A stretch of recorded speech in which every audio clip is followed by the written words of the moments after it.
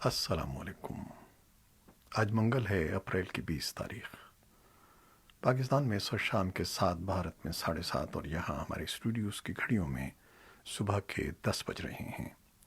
Voice of America Washington کی Urdu service سے میں ہوں خالد حمید، خبروں کے ایک بلیٹن کے ساتھ۔ افغانستان کی قومی مصالحتی اعلیٰ کونسل کے عہدیداروں کا کہنا ہے کہ کونسل نے ترکی کانفرنس میں شرکت کرنے والوں کی ایک فہرست تیار کر لی ہے، لیکن اسے حتمی شکل دینا باقی ہے۔ کونسل کے ترجمان فریدون خازون نے وائس آف امریکہ کو بتایا کہ HCNR کانفرنس کے لیے پوری طرح تیار ہے، اور انہوں نے تمام فریقوں پر زور دیا کہ وہ افغانستان میں امن کے لیے اس موقع سے فائدہ اٹھائیں۔ کونسل کے رکن اور سابق جہادی لیڈر حاجی دین محمد نے کہا کہ یہ واضح نہیں ہے کہ طالبان کانفرنس میں شرکت کریں گے یا نہیں، لیکن انہوں نے کہا کہ کوششیں جاری ہیں کہ طالبان کانفرنس میں شریک ہوں۔ افغانستان کی قومی سلامتی کونسل کے عہدیدار کا کہنا ہے کہ پاکستان کے شہر پشاور میں طالبان کمانڈر کی ہلاکت ایک انفرادی واقعہ ہے، اور یہ اقدام اس ملک میں طالبان کی موجودگی سے متعلق پاکستان کی پالیسی سے وابستہ نہیں ہے۔ قومی سلامتی کونسل کے ترجمان رحمت اللہ اندار نے پشاور میں طالبان کمانڈر کو ہلاک کرنے کے اقدام کے حوالے سے وائس آف امریکہ سے بات کرتے ہوئے کہا کہ کوئٹہ کونسل، پشاور کونسل اور 10 دینی مدارس سے طالبان کی جو کھیپ تیار ہو رہی ہے، اس کی وجہ سے بقول ان کے پاکستان دہشت گردوں کا محفوظ ٹھکانہ ہے۔ ترجمان نے طالبان کے نائب سربراہ ملا عبد الغنی برادر کے حالیہ دورے پاکستان کا حوالہ دیتے ہوئے کہا کہ اس دورے میں انہوں نے طالبان کمانڈروں اور ہسپتالوں میں زخمیوں سے ملاقات کی تھی۔ افغانستان کے صدر اشرف غنی کا کہنا ہے کہ طالبان جنگجوؤں نے گزشتہ مہینوں میں ملک بھر میں عوامی املاک کو تباہ کر کے $1 ارب مالیت کا نقصان پہنچایا ہے۔ انہوں نے طالبان سے سوال کیا کہ وہ پلوں کو کیوں تباہ کر رہے ہیں۔ صدر غنی منگل کو صدارتی محل میں 1000 مختلف ترقیاتی منصوبوں کے آن لائن افتتاحی پروگرام سے متعلق گفتگو کر رہے تھے۔ ان منصوبوں میں ہرات، بلخ، ننگرہار اور قندھار سمیت 4 صوبوں میں کام جاری ہے۔ پاکستان کے وزیر خارجہ کا کہنا ہے کہ متحدہ عرب امارات نے پاکستان کے لیے $2 ارب کے قرض کی واپسی کی مدت میں توسیع کا فیصلہ کیا ہے۔ پاکستان کے دفتر خارجہ کی طرف سے جاری بیان کے مطابق اس بات کا اعلان متحدہ عرب امارات کے وزیر خارجہ شیخ عبداللہ بن زید ال نہیان اور پاکستان کے وزیر خارجہ شاہ محمود قریشی کے درمیان پیر کی شام ابوظبی میں ہونے والی ملاقات کے بعد کیا گیا ہے۔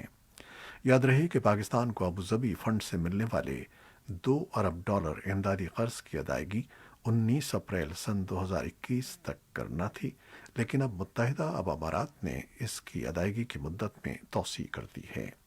اگرچہ اس توسیع کے بارے میں نہیں بتایا گیا، لیکن اقتصادی امور کے ماہرین کا خیال ہے کہ اس قرض کی ادائیگی میں توسیع کی مدت لگ بھگ 1 سال تک ہو سکتی ہے۔ پاکستان میں وفاقی حکومت اور کالعدم تنظیم تحریک لبیک پاکستان کے درمیان معاملات طے پا گئے ہیں، جس کے مطابق قومی اسمبلی میں فرانسیسی سفیر کی ملک بدری کی قرارداد پیش کی جائے گی، اور تحریک لبیک لاہور میں اپنے مرکز مسجد رحمت للعالمین سمیت ملک بھر سے دھرنے ختم کر دے گی۔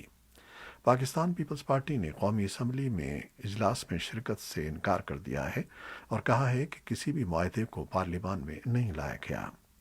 پاکستان کے وزیر داخلہ شیخ رشید احمد نے کہا ہے کہ حکومت اور تحریک لبیک پاکستان کے درمیان طویل مذاکرات کامیاب ہو گئے ہیں۔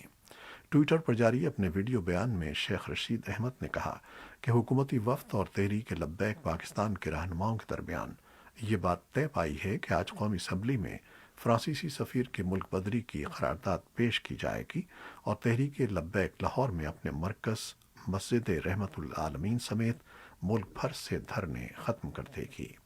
شیخ رشید نے بات چیت اور مذاکرات کا سلسلہ آگے بڑھانے کا ذکر کیا، اور جن لوگوں کے خلاف شیڈول فورس سمیت مقدمات درج ہیں ان کا اخراج کیا جائے گا۔ امریکہ نے پاکستان کو آب و ہوا کے مسائل پر ورچوئل سربراہی اجلاس میں شرکت کے لیے مدعو کر لیا ہے۔ امریکی نمائندہ خصوصی برائے ماحولیات جان کیری نے پاکستان کے وزیر ماحولیات کو خط لکھ کر اجلاس میں شرکت کی دعوت دی ہے۔ پاکستانی وزارت کی جانب سے جاری ایک بیان میں کہا گیا ہے کہ امریکی صدر جو بائیڈن کے نمائندہ خصوصی جان کیری نے پاکستان کے وزیر ملک امین اسلم کو خط لکھا ہے۔ ان کے بقول مذکورہ خط میں ورچوئل سربراہی اجلاس میں آب و ہوا پر اظہار خیال کی دعوت دی گئی ہے۔ وزارت ماحولیاتی تبدیلی کی جانب سے امریکی نمائندہ خصوصی کا خط بھی ٹویٹر پر شیئر کیا گیا ہے۔ اس سے قبل آب و ہوا کی تبدیلی پر ہونے والی اس عالمی کانفرنس میں مدعو کیے جانے والے 40 ممالک کے سربراہان کی فہرست سامنے آئی تھی، جس میں پاکستان شامل نہیں تھا۔ امریکی اجلاس کی فہرست میں پاکستان کا نام شامل نہ ہونے پر سوشل میڈیا سمیت مختلف حلقوں میں کافی بحث کی گئی تھی، جس کے بعد پاکستان کے وزیر اعظم نے بھی رد عمل ظاہر کیا تھا۔ تاہم کانفرنس میں پہلے پاکستان کو مدعو نہ کرنے پر حزب اختلاف کی جماعت مسلم لیگ نون کے رہنما احسن اقبال نے اسے حکومت کی ناکام خارجہ پالیسی قرار دیتے ہوئے کہا تھا کہ پاکستان کو بقول ان کے کبھی اتنی سبکی کا سامنا نہیں کرنا پڑا۔ اس ہفتے وائٹ ہاؤس کی آب و ہوا سے متعلق سربراہ کانفرنس سے پہلے امریکہ اس بات کا اعادہ کر رہا ہے کہ ایسے میں جب اسے توقع ہے کہ وہ گرین انرجی میں انقلاب لا سکتا ہے، ماحولیاتی تبدیلی اس کی خارجہ پالیسی کی اولین ترجیح ہے۔ چینی صدر شی جن پنگ دنیا کے ان 40 ممالک کے لیڈروں میں شامل ہیں جنہیں اس ہفتے اس کانفرنس میں شرکت کی دعوت دی گئی ہے۔ سفارتی ذرائع کے مطابق شی کو کانفرنس میں اہم خطاب کے لیے دعوت دینے کے لیے تیاری کی جا رہی ہے۔ پیر کے روز امریکی وزیر خارجہ نے خبردار کیا تھا کہ رینیویبل انرجی میں بہتری میں چین امریکہ سے آگے ہے۔ انیاپولس میری لینڈ میں چیساپیک بے فاؤنڈیشن میں تقریر کرتے ہوئے بلنکن نے کہا کہ فی الوقت ہم چین سے پیچھے ہیں۔ بنگلہ دیش میں اجرت نہ ملنے اور سخت اوقات کار کے خلاف احتجاج کرنے والوں پر پولیس کی فائرنگ سے 5 مزدور ہلاک ہو گئے ہیں۔ فائرنگ کا یہ واقعہ بنگلہ دیش کے شمال مغربی حصے میں چین کی سرمایہ کاری سے بننے والے بجلی گھر کے مقام پر پیش آیا۔ چٹاگانگ کے سینئر پولیس افسر انور حسین نے بتایا کہ چٹاگانگ میں بنشکلی کے مقام پر کوئلے سے چلنے والے زیر تعمیر بجلی گھر چٹاگانگ پاور پلانٹ کے باہر ہفتے کو مظاہرین پولیس پر حملہ آور ہو گئے، جس کی وجہ سے پولیس کو فائرنگ کرنا پڑی۔ وائس آف امریکہ سے بات کرتے ہوئے ایک جونیئر پولیس افسر نے نام ظاہر نہ کرنے کی شرط پر بتایا کہ پاور پلانٹ پر چینی شہری بھی کام کر رہے ہیں۔ غیر ملکیوں کے وہاں موجود ہونے کی وجہ سے پولیس کو زیادہ احتیاط برتنا پڑی۔ بنشکلی کے مقامی افراد کا کہنا ہے کہ اجرت کے معاملے پر یہاں کئی دن سے تنازع جاری ہے۔ مزدوروں کے احتجاج کرنے کی وجہ یہ بھی ہے کہ ان سے روزانہ 10 گھنٹے کام لیا جاتا ہے۔ ایرانی عہدیداروں نے پیر کے روز کہا ہے کہ ایران اور عالمی طاقتوں نے امریکہ کی جانب سے سن 2015 کے معاہدے کو ترک کرنے کے بعد اسے دوبارہ بحال کرنے کے سلسلے میں کچھ پیش قدمی کی ہے اور ایک عبوری معاہدہ پائیدار حل کے لیے وقت حاصل کرنے کا ایک طریقہ ہو سکتا ہے۔ تہران اور عالمی طاقتوں کی ملاقات اپریل کے اوائل سے ہی ویانا میں جاری ہے تاکہ وہ امریکہ کی جانب سے ایران پر عائد پابندیوں اور ایران کی جانب سے جوہری معاہدے کی خلاف ورزیوں کے بعد اس معاہدے کو دوبارہ بحال کرنے پر غور کر سکیں اور دونوں ملکوں کے تعلقات معمول پر آ سکیں۔ شمال مشرقی شام میں حکام نے داعش سے وابستہ جنگجوؤں کے 44 بچوں کو روس کی حکومت کے حوالے کر دیا ہے۔ یہ بات کرد عہدیداروں نے اتوار کو بتائی۔ 3 سے 14 سال کی عمر کے بچوں کی حوالگی روس کے وفد کی مقامی حکام کے ساتھ مقام شلی شہر میں ہونے والی ملاقات کے بعد عمل میں لائی گئی۔ شمال اور مشرقی شام میں خود مختار انتظامیہ آنس کے خارجہ تعلقات کے امور کے سربراہ عبد الکریم عمر نے بتایا کہ روس کے حوالے کیے جانے والے بچے یتیم تھے اور اس کی تصدیق روس کی طرف سے کیے گئے ٹیسٹوں میں ہو چکی ہے۔ عبد الکریم عمر نے وائس آف امریکہ کو بتایا کہ روس کے حوالے کیے جانے والے بچوں کے والدین داعش سے وابستہ روسی جنگجو تھے جو اس دہشت گرد گروپ کے خلاف کارروائی میں مختلف اوقات میں مارے گئے۔ ہیومن رائٹس واچ نے کہا ہے کہ چین ملک کے مغربی سنکیانگ خطے میں یہ غور اور دیگر مسلمانوں کے خلاف انسانیت سوز جرائم کا ارتکاب کر رہا ہے۔ پیر کے روز جاری کی گئی ایک رپورٹ میں انسانی حقوق کے علمبردار نے کہا ہے کہ چینی قیادت دیگر جرائم کے علاوہ وسیع پیمانے پر نظر بندی، تشدد اور ثقافتی جبر کی منظم پالیسیوں کی ذمہ دار ہے۔ ہیومن رائٹس واچ کی چین میں ڈائریکٹر صوفی رچرڈسن نے ایک بیان میں کہا کہ چینی حکام نے منظم طریقے سے ترک مسلمانوں، ان کی زندگیوں، ان کے مذہب اور ثقافت کو ظلم و ستم کا نشانہ بنایا ہے۔ بیجنگ کا کہنا ہے کہ وہ پیشہ ورانہ تربیت اور انتہا پسندی کی روک تھام کر رہا ہے۔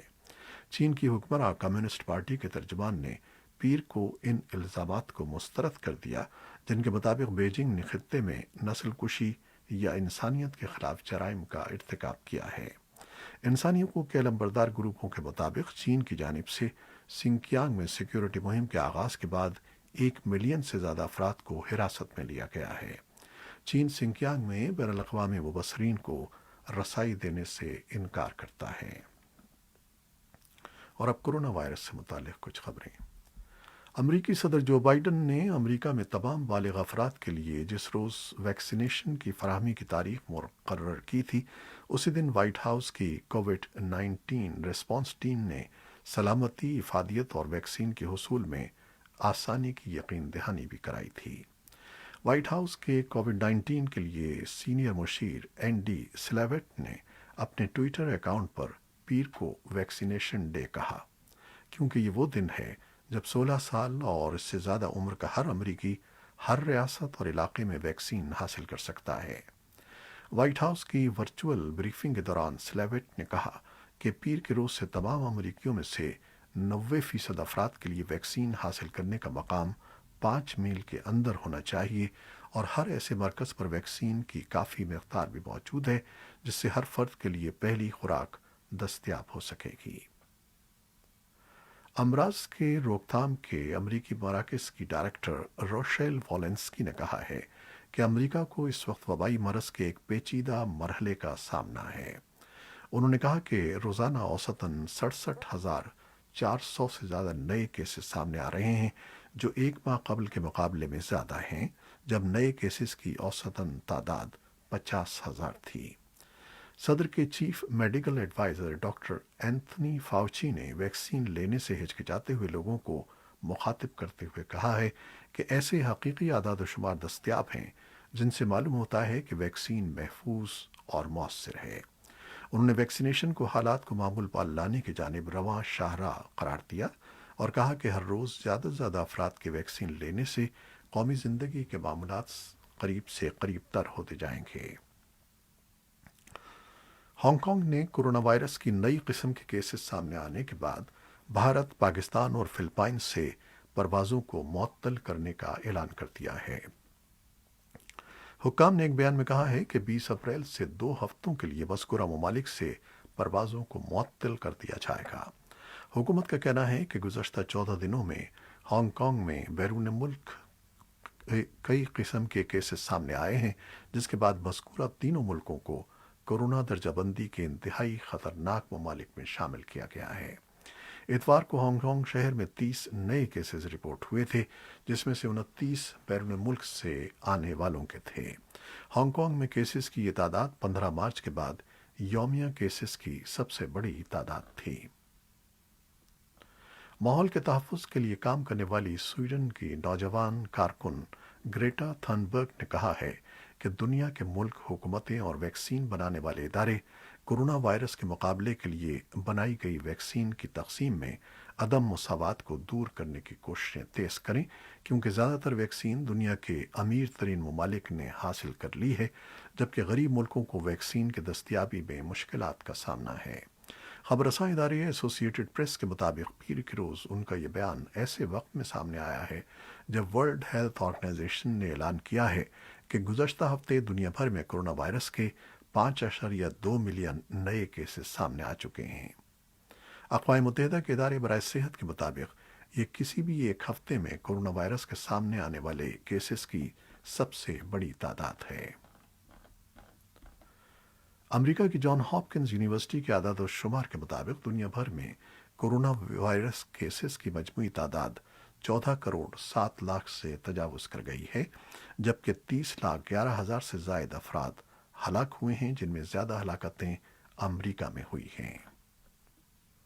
अमरीकी महकमे खारजा ने पीर के रोज़ कहा है कि वो सफ़र न करने की अपनी हिदायत दुनिया के 80% मुल्कों तक बढ़ा देगा, क्योंकि कोविड-19 से मुसाफिरों के लिए बेहद ख़तरा पैदा हो गया है।